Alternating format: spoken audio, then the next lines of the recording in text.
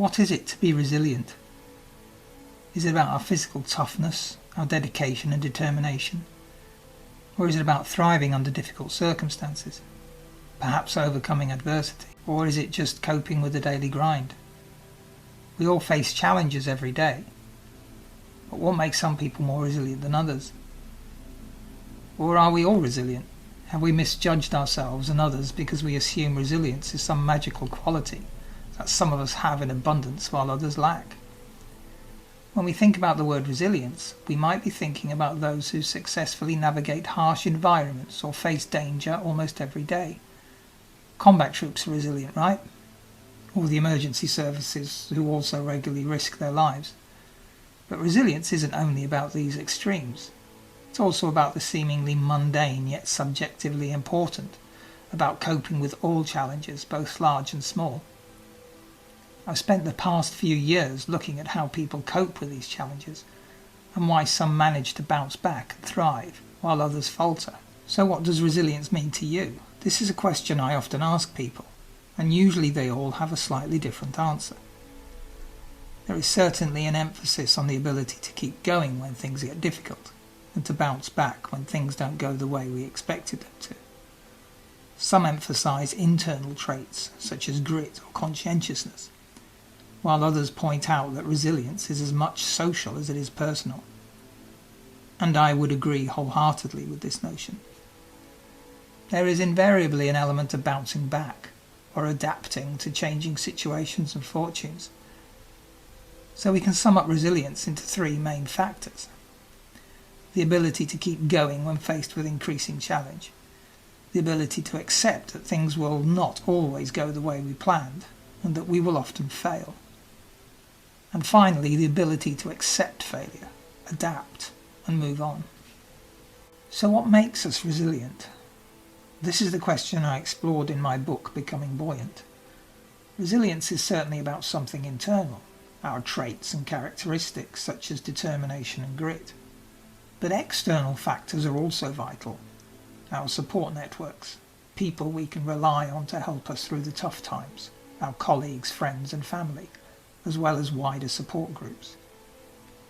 In studies, children raised in adverse conditions such as extreme poverty or within dysfunctional households coped much better and displayed fewer long-term negative consequences if they had a supportive community, such as extended family, supportive teachers, or church and community leaders.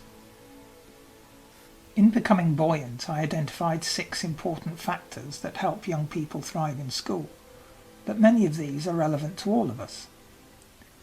We can narrow these down to just 3 as a way of getting started. First of all, we need to develop positive habits. Secondly, we need to have long-term goals, and we need to be able to plan the route towards those goals. Finally, we need to reduce the fear of failure and accept that failure is an inevitable consequence of progress. Let's have a brief look at each of these points. First of all, we need to develop positive habits. A habit is simply an action we carry out automatically, with little or no conscious thought. Habits can be negative, such as smoking or continually checking our phones.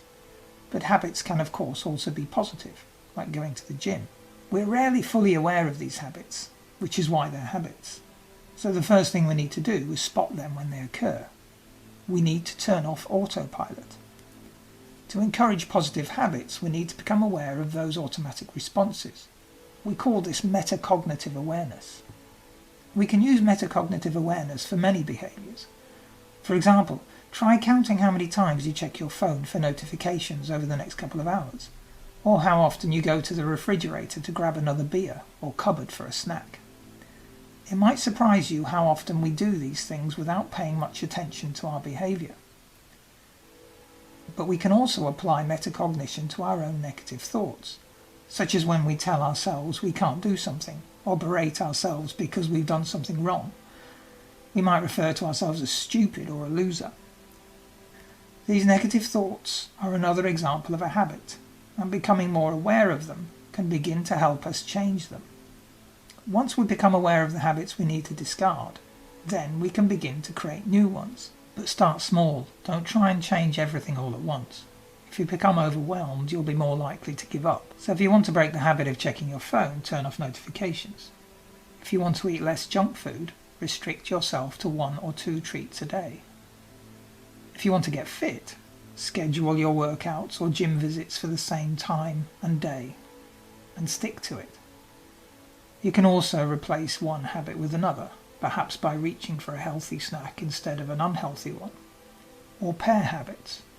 If you always have a cup of coffee at the same time every day and you want to develop the habit of reading more books, read when you're drinking your coffee. A good guide to new habit formation can be seen in the habit loop. First of all, we need a cue, a nudge or trigger that's going to set things in motion.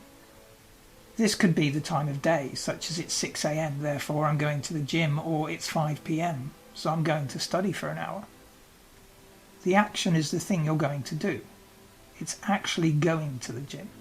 The reward is the benefit gained by carrying out the action, such as the feeling of accomplishment. Although you can also give yourself a little tangible reward, so long as it doesn't undermine the habit. Don't reward a visit to the gym with a big slice of chocolate cake.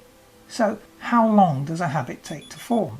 This depends on the habit, and there is unfortunately no defined time frame. Enjoyable habits take less time than unenjoyable ones, and the greater the consistency, the faster the progress. As a rule of thumb, the shortest possible time is around 18 days, but could take much longer, anything up to 200 days according to studies. One of the main advantages of positive habits is that they help us achieve our goals. If our goal is to eat healthier, small habit changes can make a big difference to how successful we'll be. The problem is that many people decide on a goal, but neglect to plan a route to achieving that goal. They have the intention, but not the implementation. Let's take an example of a friend who wants to begin a plant-based diet. The goal intention is there, to cut out meat and dairy and eat only plants. But by the end of the first week, our friend has given up because they're always hungry. What our friend has neglected to do is plan. If we want to change our diet, then we need to ensure that we know what we can and cannot eat. So we need to stock up on vegetables, beans, pulses, rice and so on, as well as dairy alternatives such as non-dairy milk and meat alternatives. We need to research other factors as well, such as how to avoid feeling hungry and possible vitamin deficiency.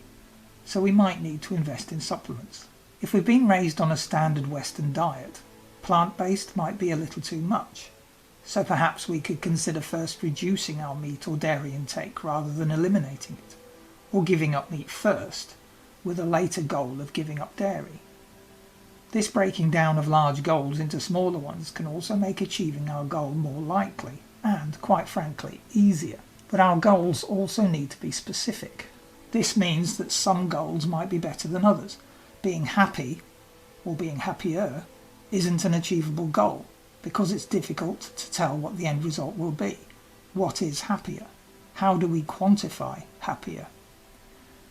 What we need to do is look at factors that will increase our well-being, such as spending more time with family and friends, being healthy and engaging more in enjoyable activities. We also need to factor in possible setbacks, as by doing this we begin to see failure as part of the journey, rather than a reason to abandon it. A goal also needs to have a time frame, which is another reason why being happier isn't a very useful goal. Time frames are essential, otherwise we don't know when our goal will be achieved. So in a nutshell, be specific, keep it simple, break it down, tell other people about it. In Becoming Buoyant, I talk about both fear of falling and fear of failing. The fear of falling prevents us from embarking on our journey, while a fear of failing can lead us to abandoning it. Both these fears can derail our goals, but by factoring in solutions before problems occur, we can reduce the possibility that we'll feel overwhelmed when things don't go according to plan. So we should be pragmatic about our goal pursuit, hoping that all will go the way we hope, but preparing ourselves for the times when they might not. This might mean that our plan needs adjusting, or we need to include a new sub-goal that will correct it. Most of all, we need to be aware that we can't always avoid failure. In fact, failure often leads to positive adaptations, such as the writer who, after numerous rejections of their latest novel, reworks the manuscript and tries again, or the student who changes their attitude and learning strategy after a disappointing test result.